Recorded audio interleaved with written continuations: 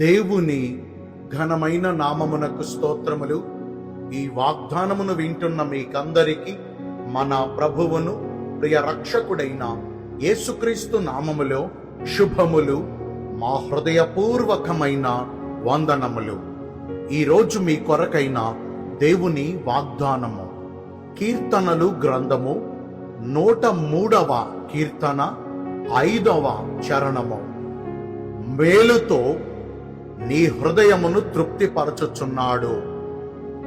మంచి దేవుడైన యేసయ్య ఈ మంచి వాగ్దానమును నిశ్చయముగా నేడు మనందరి జీవితములలో నెరవేర్చునుగాక.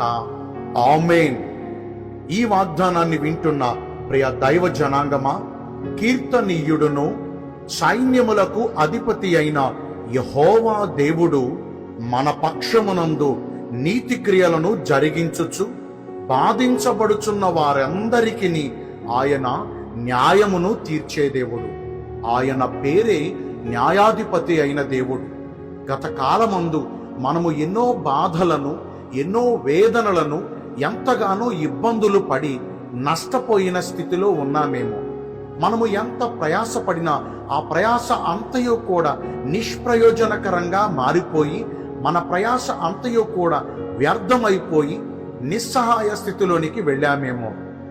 ఈ రాబోతున్న దినాలలో దేవుడు నిశ్చయముగా మనకి తోడుగా ఉంటూ, ఆయన మన దోషములన్నిటినీ క్షమించుచు, మన పాపములను బట్టి మనకు ప్రతిఫలమియ్యక, మన దోషములను బట్టి మనలను తృణీకరించక, ఆయన మనలను కనికరించి తన కృపను మన ఎడల కుమ్మరిస్తూ, ఆయన వాత్సల్యమును బట్టి మనందరినీ సమకూర్చుచూ ఉండే దేవుడు.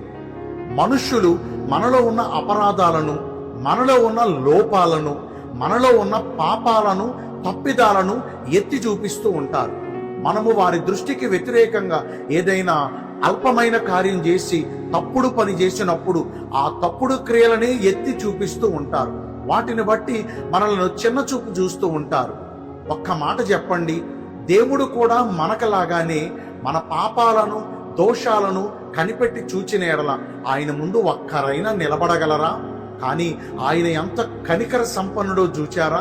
మనము ఆయన యొద్దకు వచ్చినప్పుడు, మనము ఆయనకు మొర్ర పెట్టినప్పుడు, మనము ఆయనకు ప్రార్థన చేసినప్పుడు, నీవు పాపివి కాబట్టి నీ మొర్ర నేను వినను అని మన ప్రార్థన తృణీకరించే దేవుడు కాదు. నిశ్చయంగా ఆయన మనలను కనికరించి మన దోషములన్నిటి నుండి ఆయన మనలను శుద్ధులుగా చేసే దేవుడు. ఇంకా ఆయన మన పక్షమందుండి మన సంకటములన్నిటినీ ఆయన కుదుర్చువాడు. సంకటములు అనగా కుదరని వ్యాధులు, కుదరని రోగములు, నయము కాని బలహీనతలు. ఒకవేళ గత కాలములో మనకున్న బలహీనతలను బట్టి ఎంతో నలిగిపోయామా, ఎంతో వ్యయపరిచి అప్పుల పాలైపోయామా, ఎంతమంది వైద్యుల దగ్గరికి వెళ్ళినా మనకున్న రోగము కుదరక ఎంతగానో ఇబ్బందులు పడుతున్నామా? పరిశుద్ధ గ్రంథములో యేసుక్రీస్తు ప్రభు చేసిన కార్యాలు చూడండి. అలనాడు 12 సంవత్సరాల నుండి రక్తస్రావ రోగముతో బాధపడుతున్న ఒక స్త్రీ ఆయన యొద్దకు వచ్చి విశ్వాసము కలిగి ఆయన వస్త్రపు చెంగును ముట్టగా ఆయనలో నుండి మహిమ బయలు వెళ్ళి ఆమెను ముట్టగా వెంటనే ఆమె రక్తధార కట్టబడింది. ఇంకా కనాను స్త్రీ ఒకటి ఆయన యొద్దకు వచ్చి తన కుమార్తెకు పట్టిన దయము నుండి యేసును బాగు చేయమని కోరినప్పుడు ఆయన మొదట పరీక్షించిన తరువాత ఆమె గొప్ప విశ్వాసమును బట్టి ఆమె కుమార్తెను విడిపించి స్వస్థపరిచారు. ఇంకా పరిశుద్ధ గ్రంథములో ఆయన చేసిన కార్యములు ఒకటని చెప్పమంటారా, రెండని చెప్పమంటారా? అసంఖ్యాకమైనటువంటి గొప్ప కార్యములు నా యేసు ప్రభు వారు జరిగించారు.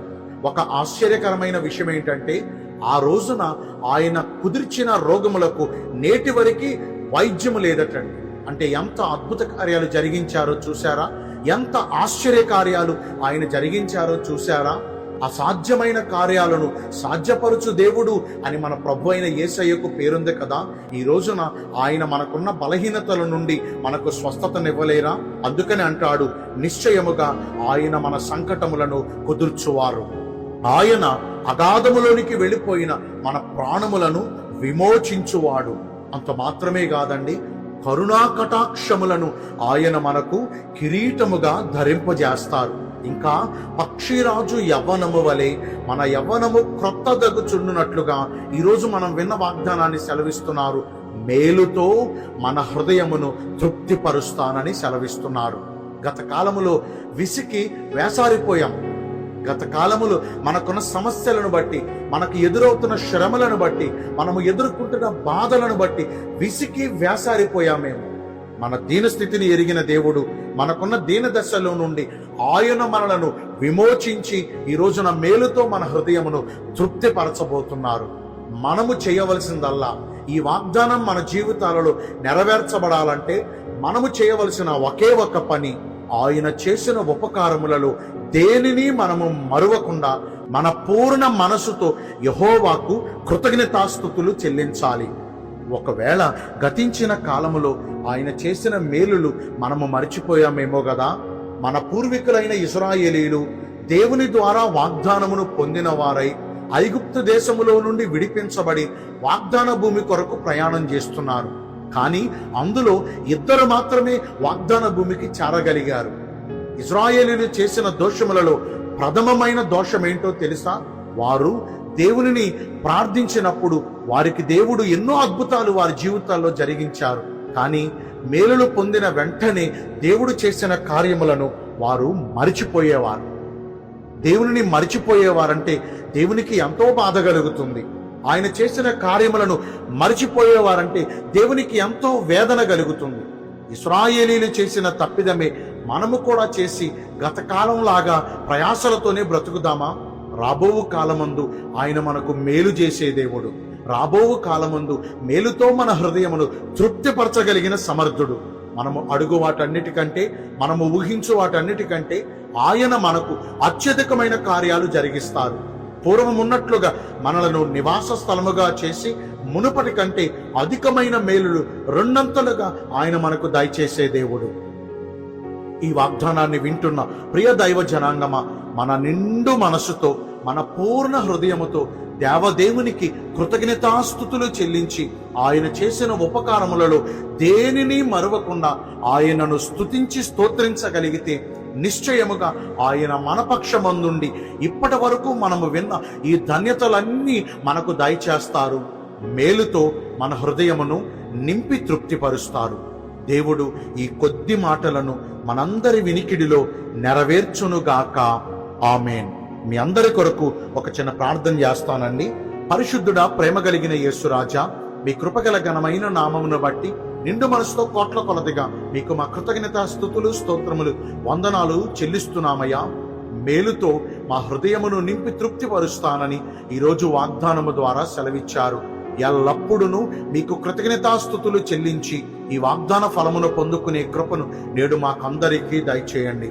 ఈ రోజున ఎందరైతే పుట్టిన రోజులను, వివాహ దినములను, ఇతరమైన శుభకార్యములను జరిగించుకుంటున్నారో వారందరికీ మెండైన దీవెనలు కుమ్మరించమని, మీ రాకడ కొరకు మమ్మను సిద్ధపరచమని యేసుక్రీస్తు ప్రశస్త నామమున ప్రార్థించి వేడుకొనుచున్నాను మా ప్రియ పరలోకపు తండ్రి. ఆమేన్. May God bless you all. Thank you.